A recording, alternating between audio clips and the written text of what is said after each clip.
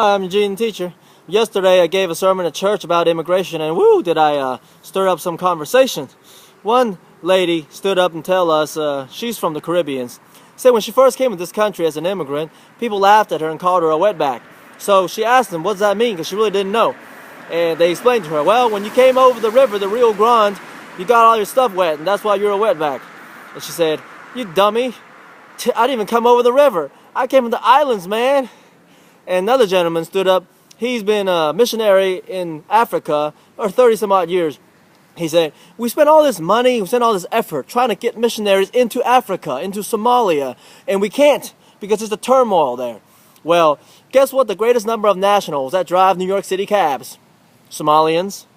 He says, forget for a minute whether they're legal or illegal. They're here. Let's tell them about the good news of Jesus. And another gentleman came to me after the service, and he said, you know, we white people are always talking about the immigration problem. Well, we did it to ourselves. He said, after the emancipation of slavery, there was a shortage of workers in the fields as the blacks took to the cities. So what did we do? We drove covered pickup trucks down to Mexico and came back with dozens of workers. Now that we no longer need laborers in the fields, they're replaced by tractors and mechanization, immigrants are here and we want them gone. He said, as far as he's concerned, we owe immigrants every penny that they want. Plus, when the founding fathers wrote that all men are created equal, what they really meant to say was all white men are created equal. Another lady came up to me afterward and she said that I always thought that prejudice was wrong. She said, you know, the Bible says that God created people in his image. So God created every color of people. For you to be hating on one kind of people, that's not quite right, huh?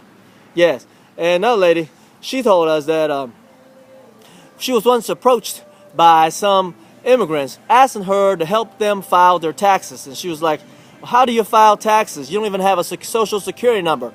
And they explained to her that the IRS will issue a temporary number so that they can collect your taxes. And she says, but why would you want to pay taxes to a country that doesn't even allow you to be here?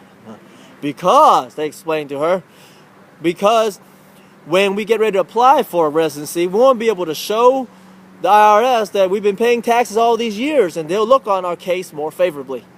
Wow, huh? I guess this topic really pinched a nerve. I mean, I came here thinking I was going to give a lesson. I walked away learning a lesson. I'm Eugene the Teacher with today's inspirational message.